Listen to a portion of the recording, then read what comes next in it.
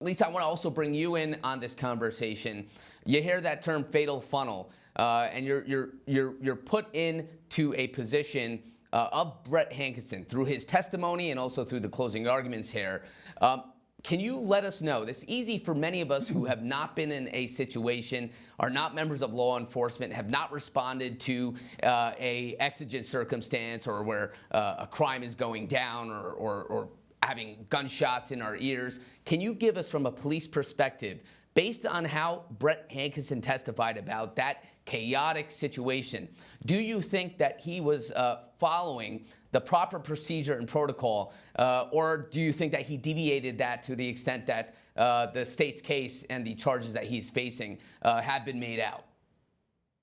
Initially, Imran, I have to say, having served many warrants, dozens of search warrants, we are trained to not shoot when you do not know what your backdrop is.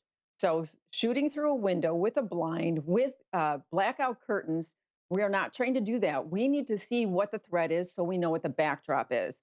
Imagine that we don't know who the occupants are in that apartment. Somebody sleeping on the couch, innocent people that are there. Where they're serving a search warrant for narcotics in this case. We don't have any intelligence that there are guns there. The assumption is there may be guns in the house. Initially, it was a no-knock warrant to have that element of surprise. It turned out to be a knock warrant, which was great because there was the announcement prior to. It was even interrupted at one point from a neighbor upstairs. And then they continued with the knock and then the battering ram. It took 3 or 4 hits before they finally got into the door.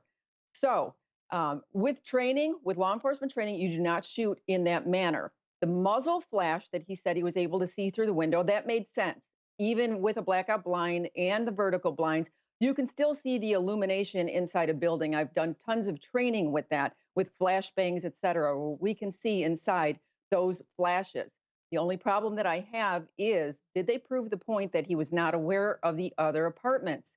When you do a search warrant execution, you have a diagram of the unit you're going to hit. You know exactly the backdrop of the house, what's around it. You have somebody go out in advance to look at that premises, and that's part of the briefing. We have neighbors here, we have upstairs, we have backside, et cetera. Somebody goes there right before the search warrant and even looks to see any new cars pull up to the scene, or is there anybody outside that could be in danger when we're ready to execute it?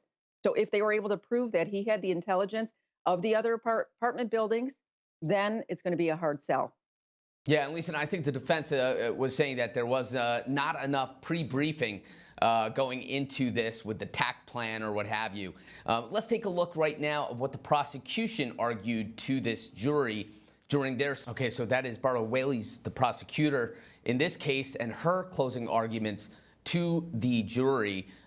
Lisa, I want to ask you just the description about the amount of rounds that are being fired and the time frame in which these rounds are being fired.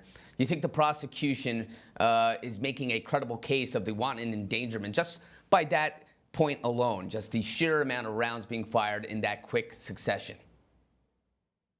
I don't, because they initially had the shot. Hankinson, who was shot, returned fire. And you already know that you were going to be confronted by somebody because of the muzzle flash and the shot and the fact that Hankinson went down. So now we know we've got a viable threat. We don't know if that threat is going to continue. We don't know if there are more firearms and more people in the house.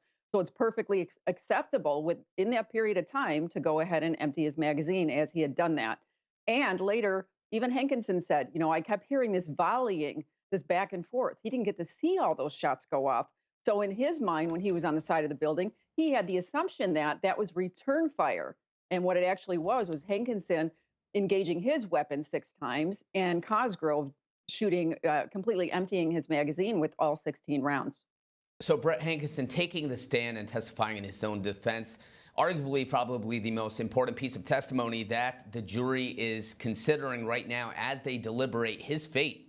And whether he is guilty or not of those 3 counts of wanton endangerment. To break this down with me, Lisa Lockwood joins me. Lisa is a former SWAT officer. She's a crime analyst, law enforcement background, author. So I can't think of anyone else who would break this down better than you with me, Lisa. So let's talk about the police perspective here. Brett Hankison is testifying about what he perceives, what he observes as this warrant is being executed. Based on your experience, do you think that he has given enough for this jury to say, okay, these were reasonable actions under the circumstances? We needed to hear from him. We needed to know what his perspective is. So everybody sitting in that jury can walk in his shoes that day the best that they can without having video evidence like we do in a lot of cases.